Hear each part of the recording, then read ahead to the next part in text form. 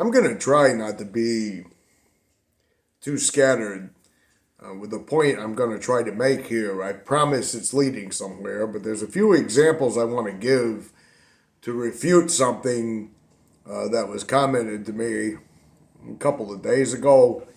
Interestingly enough, the guy who left the comment didn't want me to publish it because he said he didn't want an anti-AA mob after him, which I find kind of amusing in one way because it's not like I'm one of these asshole influencers with a large army of trolls at my beck and call. And by the way, I have a very derogatory opinion about some of these people with these troll armies that come around defending them, but that's neither here nor there for the purposes of this video. But this is actually going to address a little bit of a broader topic that I've noticed has gained some traction. And I'm going to say it's not gained traction maybe in the regular world, but it has gained traction online with people pointing this out. I'm not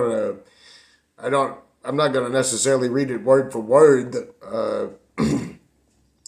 because the gist of what they're talking about, the gist of what they're saying is that even if AA is not correct, even if AA is totally is they literally use the word a total con game, which I think it's worse than a con game. I think it's, I've said this on numerous occasions. I think it is an absolute cult religion. Do some of the old timers in there, do they, I guess you could say, do they not believe a single word that they're spewing? That's not something I can actually determine.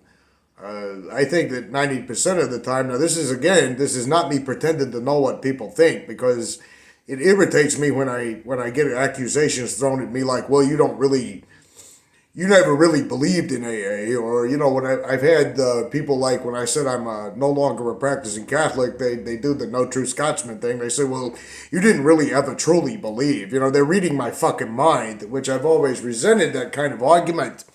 So I'm not going to try to pretend that I know if these old timers actually believe this is garbage or not. I think if I'm going to make a guess, I say 90% of the old timers don't even think about what they're spewing or what they're saying. I think 90% of the time, this is, again, a personal idea. This is not something I can prove with any objectable evidence. Objective, not objectable. I don't know what the... Got to watch making up these words here when I stammer over my words. Not with any objective proof can I prove this, but I think a large majority of them are predators and monsters that just... They spew things in those meetings that they know gets them a lot of positive attention and feedback, and they don't really think too deeply about it. There were certain things that I used to mindlessly regurgitate when I was an AA cult member that were probably quite contradictory. Like I would say, my big thing was one day at a time when I was an AA cult member. I was always talking about, we need one day at a time. It's just one day at a time. But then I would turn around and say, well, I think it's a big deal for me to get my 6-month medallion, not medallion, they're blue chips at all the meetings I ever went to. That's a contradiction, right there in itself. And I wasn't thinking too deeply about it. So I think a lot of these people, the predatory old timers are the types I'm talking about. I'm not talking about every single AA member when I say this. I'm talking about the ones that I knew were crooks and con artists and predators that just preyed on innocent sponsees. I don't know if they believed all that stuff they were reading in meetings, or if their thinking even went that far. I think 90% of the time it was just, well, I get a lot of positive feedback when I say all this stuff. So I never met any of them that I would presume thought very deeply about anything. But they were saying that even if all of this stuff is a con, and I kind of wonder if they didn't want me to publish the comment because they didn't want pro-AA people to see what they were saying, because they were more or less admitting that the AA thing, it might all be false, but they were saying that at least it provides some kind of spiritual fulfillment when our modern society is lacking in spiritual fulfillment. And it's an old, worn out argument that I've seen broadcast in a lot of popular mediums and stuff, and I feel it's worth talking about here because I don't like the fact that this has gained so much traction. Because if there is a void in people's lives, there is no shortage. There is no shortage of con artists and spin doctors and phony religious cults like AA and other things like that. There's no shortage of people that are willing to step in and fill that void. And even some people, like this particular argument, maybe it's not true, but it fills a void, is very dangerous to me, because there have been in history a lot of people that were more than happy to fill the void of, say, an economically deprived, angry, frustrated population for their own sick, twisted ends. And I don't think that filling a void is necessarily the way that we should be looking at this. I think that really what we should be looking at, and I'm saying I'm talking about myself. Well, I'm actually kind of speaking in a generality here. I'm actually saying I think it's important for people, before they find something that fills up their life with some kind of meaning, even if it's phony or not, which I find kind of interesting that you would think that something phony is meaningful to people, because you're saying you don't care about truth. And that was the next thing I was going to get at. I think we should look at truth more so than we're just filling the void here. I want to give a couple of examples in this video of why I think there isn't a void, that I actually think that something like AA sells you an illness you don't have and offers you a cure that you don't need, that tells you, you're spiritually bankrupt and I'm going to give you spiritual fulfillment, when they're not going to do no such thing. And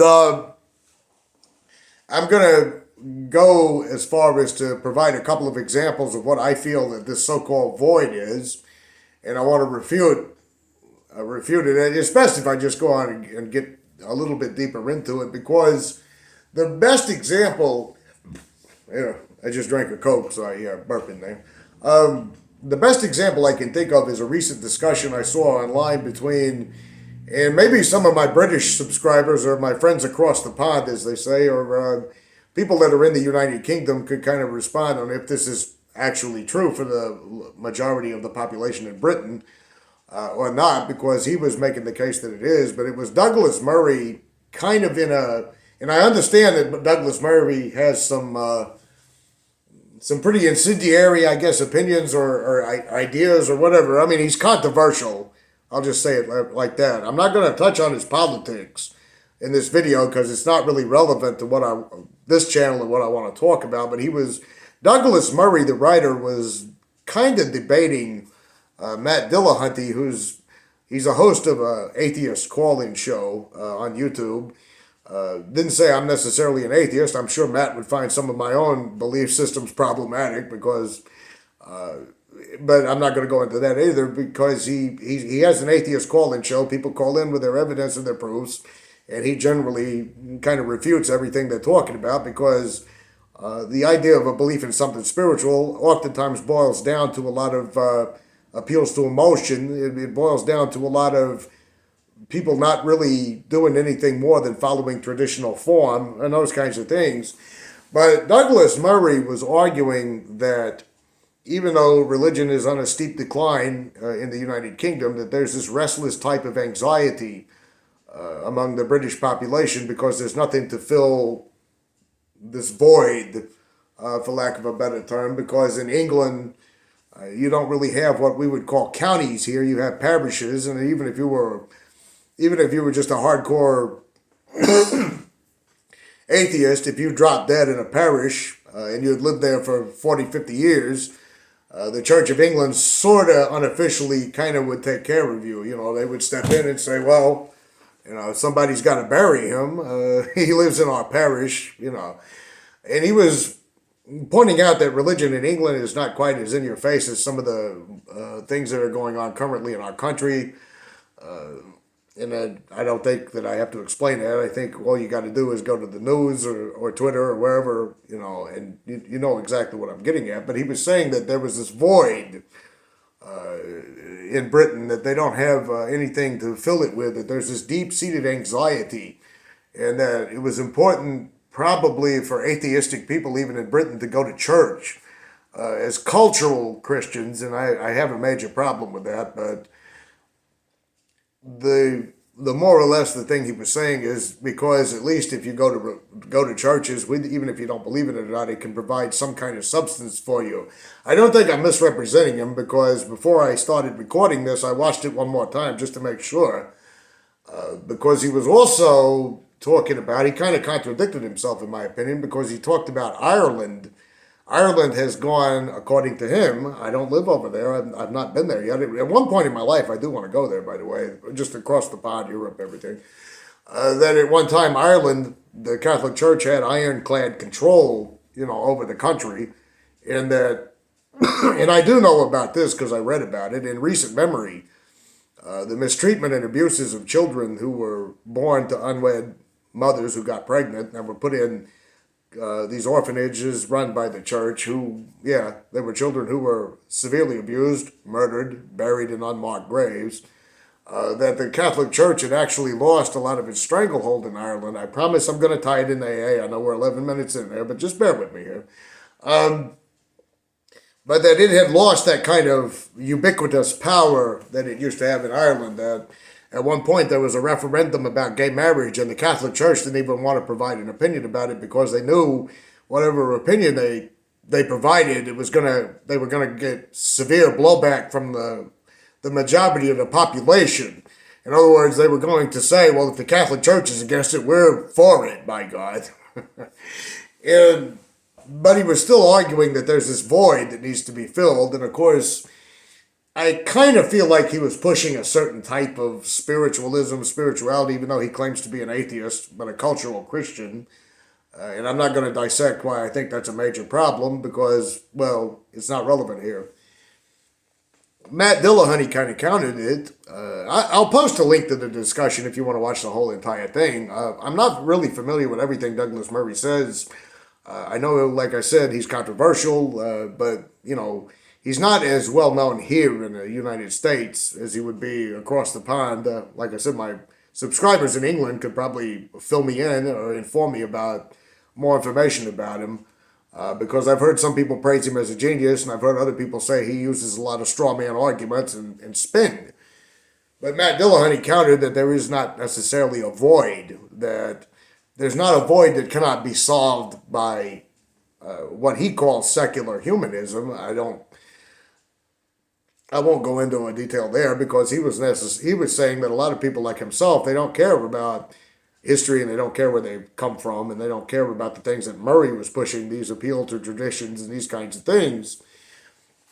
Even though myself, I am a huge history buff, I'm a big fan of history, and I do care about history in a geeky kind of way. I'm one of these people that could bore you to death about any there's a few time periods in history I wouldn't be able to tell you a lot about, but if you ask me about the Middle Ages, you ask me about World War II, if you ask me about a couple of different time periods, I could bore you to tears talking about it.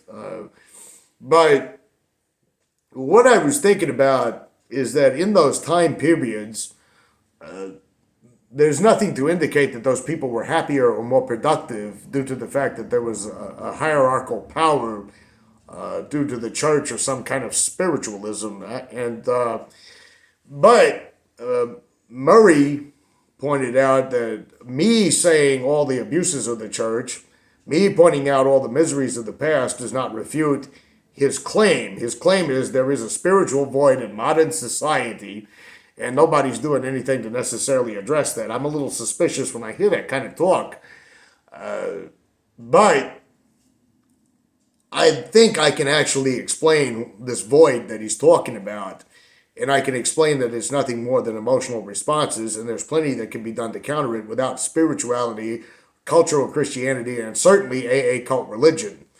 For example, I was watching a thing not too long ago. It was broadcast in the 1970s, and it was these two ladies who had grown up in the Victorian era. They were teenagers during the time of the Victorians.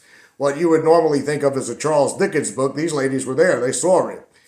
And I was listening to them talk about how they spent, one of them was talking about how she spent hours working with, you know, they had two or three skirts on underneath their skirts. And she said all the streets in London were mud.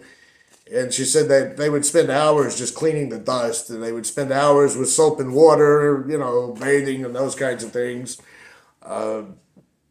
And she was talking about how even the Cockney rhyming slang kind of people on the streets that were very crude in their behavior somewhat would still tip their hat and they'd call you miss.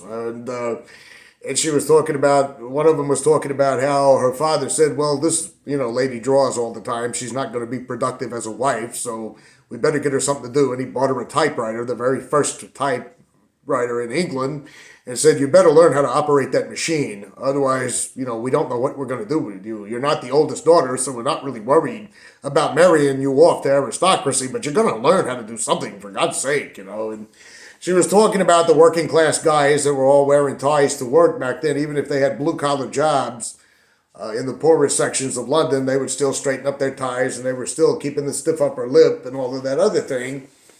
And I was listening to that and I got this really major yearning deep down inside of me, this really, really longing. And I don't know if it's nothing more than just a memory of being able to sit cross-legged on the floor in my grandparents' house growing up, hearing about the 1920s and 30s, if it's not just any tied to that.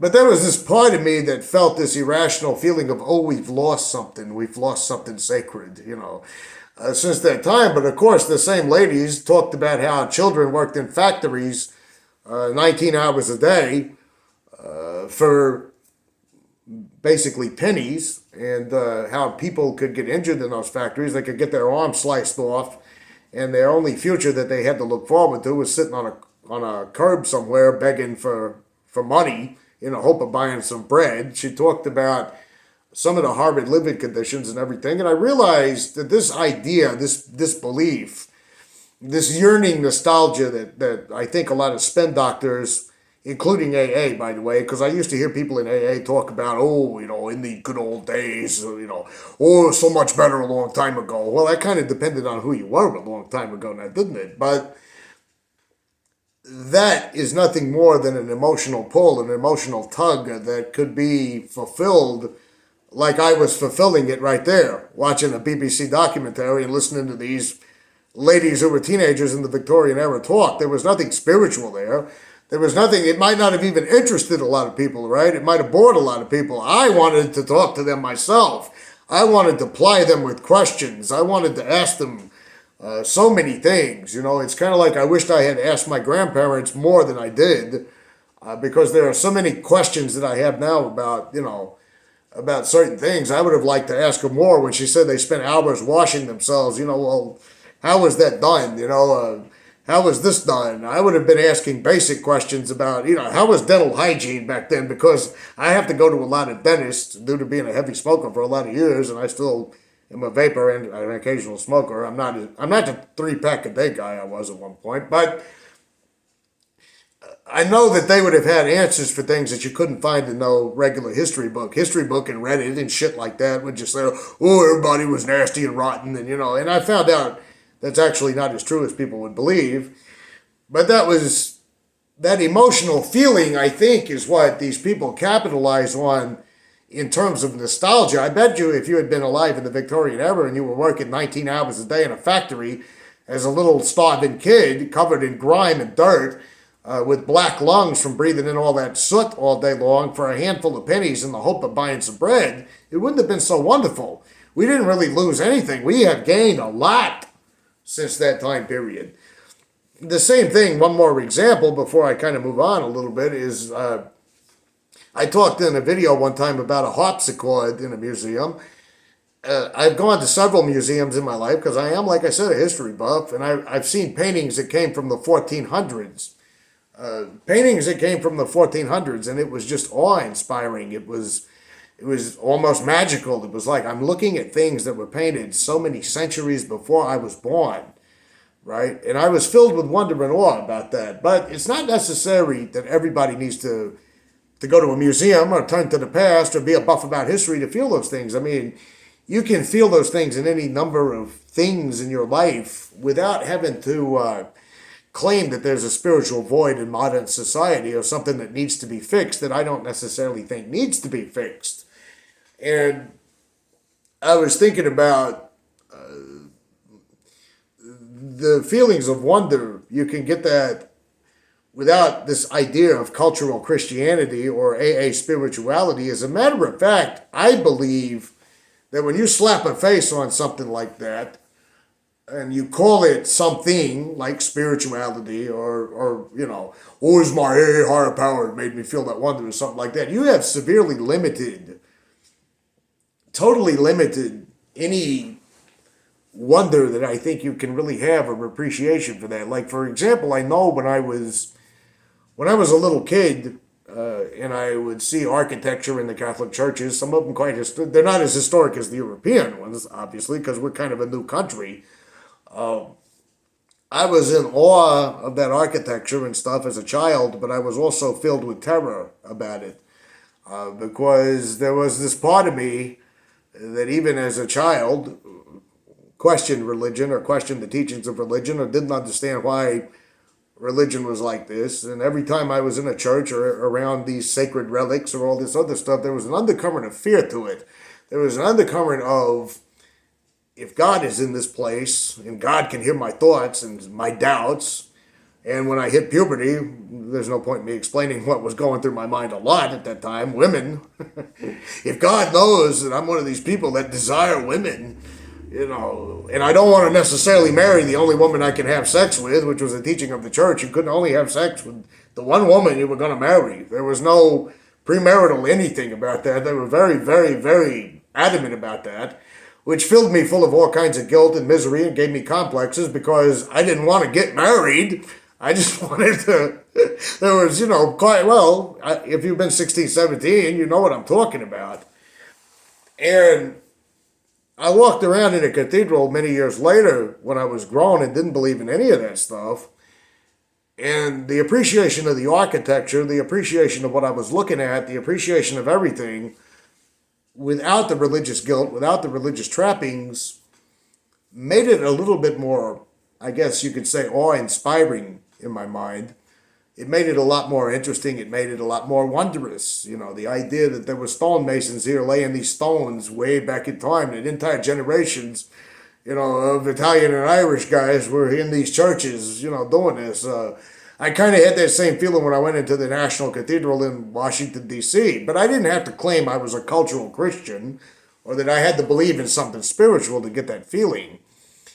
And I remember when I was in AA, anytime I experienced anything like that, it always had to correlate back to AA. I talked about that in another video, quitting thinking about drinking without AA.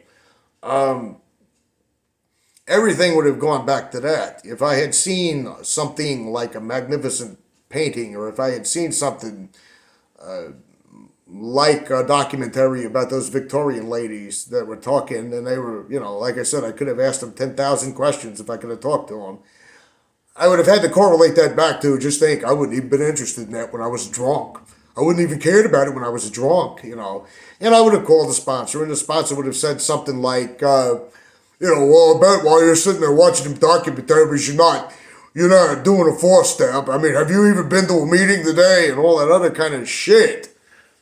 That the sheer pleasure of enjoying or experiencing something spiritual is limited when you view it through a lens through the AA cult religion or, those kinds of things. I never was able to appreciate certain things that I find very awe-inspiring, I guess would be the word for it, in AA, because it all correlated back to not being a drunk. There was a part of me when I was in AA that if I enjoyed something awe-inspiring and the thought occurred to me, well, you know what? I used to drink and feel these same kind of feelings about architecture, about history, about those other things. I used to drink and feel those same exact things.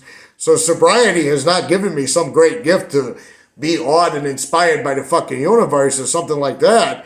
There was a very guilty feeling attached to that. There was this feeling of, I'm doing wrong thing now, because if I could justify the fact that I was inspired by art, history, and all those other things when I was drinking, then maybe I can talk myself into a drink. That's my That's my fucking disease talking. And inevitably, that was a guilt trip. It was the same kind of guilt trip I got as a religious youth. Whenever, my eyes would wander in a mass and I would happen to see some beautiful girl sitting not too far from me, and I'm like, I'm in a house of God feeling this as a of course, just a normal kid in puberty, but I was like, I'm in a house of God feeling this. I know I'm going to hell for this kind of shit. And I tried to talk about this one time in an AA meeting, the real struggle of sexuality when you're a teenager and you're deeply religious, and everybody snickered and laughed at me like a bunch of fucking 12-year-olds saying the word sex out loud for the very first time. I don't think that if AA exists at all, that it provides a spiritual void. I don't think we need something called spirituality to fill a void that I think can be filled by everyday, ordinary things.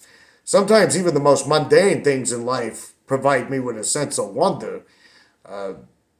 Believe it or not, watching Matt Dillahunty on the line, it's called now. I mean, it's one of his shows he's on, where he starts talking about some of the scientific things there are in regards to abiogenesis or evolution and things like that. I get more awe-inspired by that. And I'm not talking about from an atheist perspective necessarily. I'm talking about the wonder that this entire thing is, the wonder of it all, the magnificence of it all, is so limited when I slap the word spirituality onto it. So in answer to your question, no, AA does not fill a spiritual void. I think really one of the sad things is that this kind of thing has gained traction in popular culture, and that's why I want to do a video about it, because I see too many spin doctors doing the same kind of fucking thing online. They're saying stuff like, well, today's youth is bankrupt. Today's youth they don't know what to do. They're all about instant gratification. This is, the thing that irritates me about this is that I remember the same kind of shit being said when I was a kid. I remember some of the old people in my neighborhood growing up, well, these young children don't do nothing but watch television. They watch video movies and then they try to be violent like the video movies, These kids are playing Dungeons and Dragons. They're worshiping Satan. I mean, these types of judgments about the shallow modern youth are nothing new. They're not new at all. As a matter of fact, I'm going to quote something to you right here, but now in front of me, and I want to give you about 5 seconds because I know you'll look it up if I give you longer than 5 seconds. But I want you to guess who said it in 5 seconds. It says, the free access which all of our youth have to romances, novels, and plays has poisoned the mind and corrupted the morals of many a promising youth. Do you think that was someone recent who said that? Do you think that was someone who's pretty popular or infamous right now in the Twitter sphere that said that? Well, it was said in the year 1790. The year 1790. In a memoir to religious people. Here's something from the year 1330, from the 1300s, talking about how women wear makeup and there's no social conventions any longer, that they behave as like painted prostitutes in the street, and we don't even have a moral foundation or a regard for traditional morality any longer. That was written in 1330. That was written in the year 1330. That wasn't written in 2023, 2024, 2020, 2016. That was written in the year 1330. There's no spiritual void in the modern world that AA and the spin doctors can fill. There's nothing to this any more than a few spin doctors selling you something you don't need.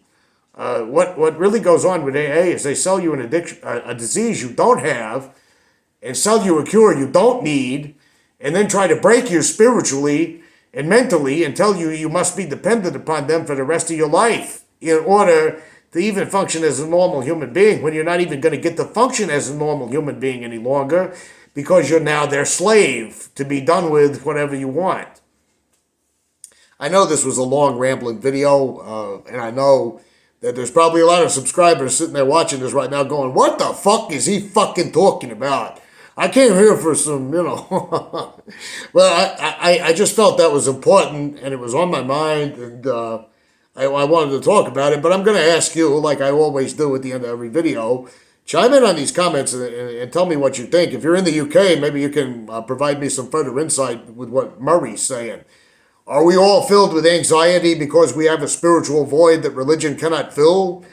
Are we all doomed to extinction because we can't even get spirituality from AA any longer?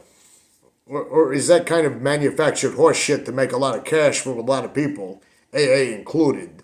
I'm going to read one comment here before I go because it mentions a book that I think I'm going to have to go look at. It was a recent comment here. It said, it's from one of my subscribers. They wrote, just read Stuck in the Swing Door by an ex-stepper. Good insights into that cult. The amount of people who are now speaking out about that cult must be in the tens of thousands at least. It took her 34 years to see the scam, and it took me 9 years, only for the internet.